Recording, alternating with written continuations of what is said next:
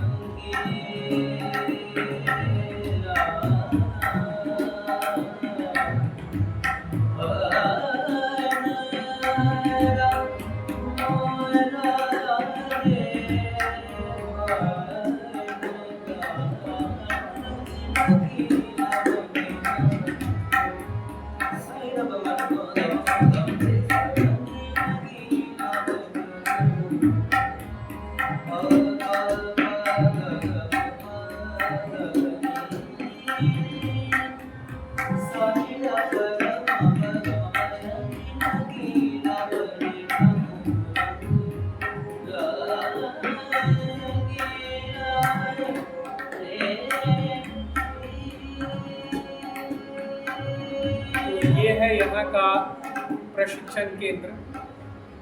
निखिल जी, कैसा लग रहा है? आप क्यों गाते हैं ये? क्यों नहीं लगा कि हम इंडियन आइडल में जाए, वहाँ गाएं, जल्दी से फेमस हो जाए, बहुत सारे पैसे कमाने लगे, बड़े बड़े मंच पे जाए? उन सारी चीज़ों को छोड़कर आज यहाँ शास्त्रीय संगीत सीखने का क्या उद्देश्य है? कैसे मन में लगा है? कितना सुकून मिलता है आपको? सबका अलग अलग पॉइंट ऑफ व्यू है।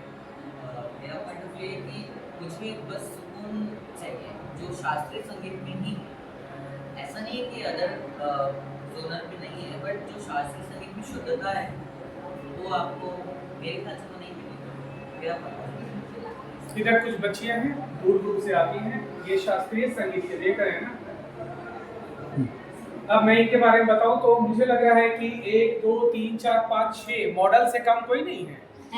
सब फैशन शो में जाने वाली है, सब मॉडलिंग करने वाली है, लेकिन पता है उस दुनिया से दूर और कहीं न कहीं से शास्त्रीय संगीत में इन्हें सुकून मिल रहा है। 20 किलोमीटर दूर से आती है, ये क्लास करती है।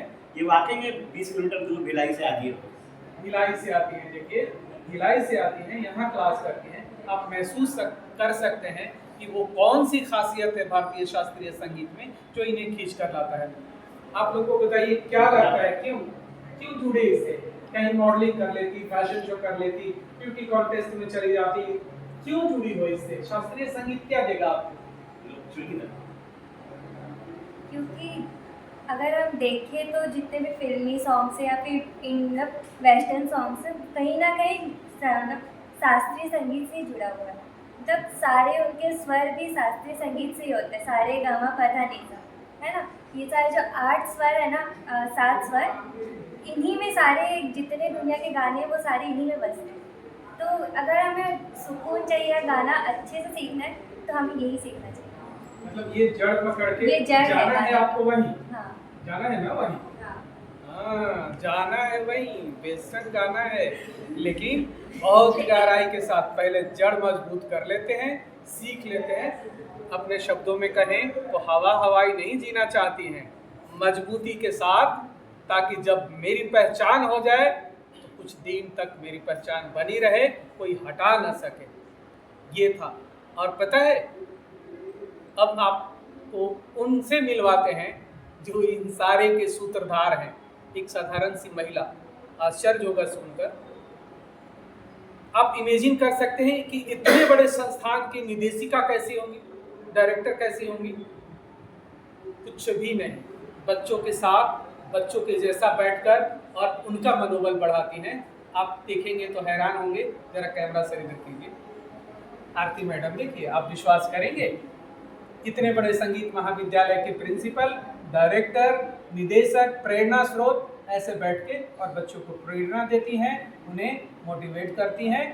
और आज इन्हीं के कारण ये संगीत महाविद्यालय अपने आप में न सिर्फ रायपुर में, न सिर्फ छत्तीसगढ़ में, राष्ट्रीय स्तर पे एक पहचान बना रही है। मैं आप सबों को कहूँगा कि आप जरूर विजिट कीजिए इस कॉलेज में, और अगर सीखना है, अगर सुकून चाहते हैं तो यहाँ आइए, यहाँ नामांकन लीजिए और महसूस कीजिए कि आप जिंदगी में क्या कुछ कर रहे हैं।